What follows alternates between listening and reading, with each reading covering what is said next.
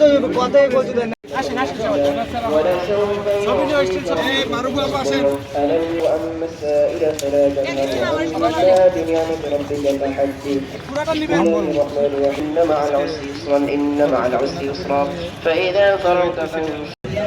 দেশনেত্রী বেগম খালেদা জিয়ার কবর জিয়ারত করেছি, তার পারলৌকিক শান্তি কামনা করেছি।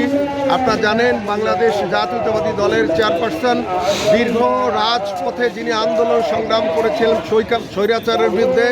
স্বৈরাচারের বিরুদ্ধে আমরা তখন ডাকসুতে ছিলাম, ছাত্র দলে ছিলাম। তখন ডাকসুর ভিপি জনাব আমানুল্লাহ আমান ভাইয়ের নেতৃত্বে আমরা ছাত্র রাজনীতিতে স্বৈরাচার বিরুদ্ধে আন্দোলন করেছি, যার নেতৃত্বে ছিলেন রাজপথে দেশনেত্রী বেগম খালেদা জিয়া। দীর্ঘ 40টি বছর আমি ছাত্র রাজনীতি থেকে শুরু করে দেশনেত্রী বেগম খালেদা জিয়ার সঙ্গে ছিলাম এবং আন্দোলন সংগ্রামী ছিলাম। দেশনেত্রী বেগম খালেদা জিয়া আমাদের গণতন্ত্রের জন্য আন্দোলন শিখিয়েছে, রাজপথে স্বৈরাচার বিরুদ্ধে আন্দোলন তার নেতৃত্বে করেছি। আপনারা দেখেছেন আজকে সারা বাংলাদেশের কোটি কোটি মানুষ কিভাবে তার জন্য কাঁদছে, পরম করুণাময় রব্বুল আলামিনের কাছে দোয়া করছে আল্লাহ যেন আমাদের নেত্রী দেশনেত্রী বেগম খালেদা জিয়ার সারা জীবনের গুনাহ খাতা মাফ করে দিয়ে জান্নাতুল ফেরদৌসের মেহমান হিসেবে কবুল করেন।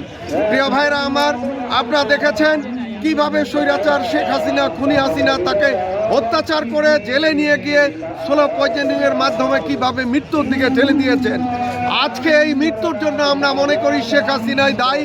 তিনি যদি স্লো পয়জনিংয়ের মাধ্যমে তাকে মৃত্যুর দিকে ঠেলে না দিতেন, এভার কেয়ার হসপিটালে আপনারা দেখেছেন কিভাবে তিনি মৃত্যু শয্যায় শায়িত ছিলেন। আল্লাহ নিশ্চয়ই স্বাভাবিকভাবে তার জীবনযাপন, তার যদি ট্রিটমেন্ট হতো, তার যদি স্লো পয়জনিংয়ের মাধ্যমে এরকম ব্যবস্থা না হতো, তাহলে আমাদের নেত্রী আমাদের মাঝে আরও কিছুদিন আমরা নিশ্চয়ই হায়াতে তৈয়বা আল্লাহ দান করতেন। আজকে সারা জাতির তিনি অভিভাবক। আজকে বাংলাদেশ অভিভাবকহীন হয়ে আমরা পড়েছি। জাতীয়তাবাদী দল, জাতীয়তাবাদী যুব, আমাদের মা ও মাটির সন্তান, আমাদের সবচেয়ে প্রিয় নেত্রী এবং দেশনেত্রী খালেদা জিয়া, যিনি 3বার প্রধানমন্ত্রী ছিলেন, আজ আমাদের মাঝ থেকে তিনি চিরকালের জন্য বিদায় নিয়ে গেছেন। আমরা তার রুহের মাগফিরাত কামনা করি এবং তিনি যে অবদান রেখেছেন দেশের গণতন্ত্র সুরক্ষার জন্য, আমরা তার কাছে চিরকৃতজ্ঞ থাকবো, জাতি কৃতজ্ঞ থাকবে।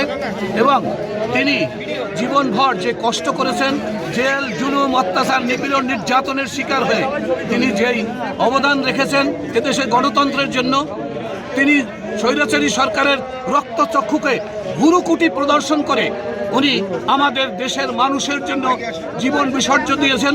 আমরা তার কাছে চিরকৃতজ্ঞ থাকব এবং আমাদের সেই বীরুত্তম জিয়াউর রহমান সাহেব, যিনি রাষ্ট্রপতি ছিলেন, তার কাছেও আমরা কৃতজ্ঞ থাকবো, কারণ আজকে তিনি এমন একটি আদর্শ জীবনকে বাজে রেখে যুদ্ধ করেছেন, গণতন্ত্র ফিরিয়ে দিয়েছেন। আবার আমাদের দেশনেত্রী বেগম খালেদা জিয়া, তিনি স্বৈর শাসকের বিরুদ্ধে আন্দোলন করেছেন, 111-এর বিরুদ্ধে আন্দোলন করেছেন, ফ্যাসিবাদ শেখ হাসিনার বিরুদ্ধে আন্দোলন করে জাতীয় অভিভাবক হিসেবে এই দেশে প্রতিষ্ঠিত হয়েছেন।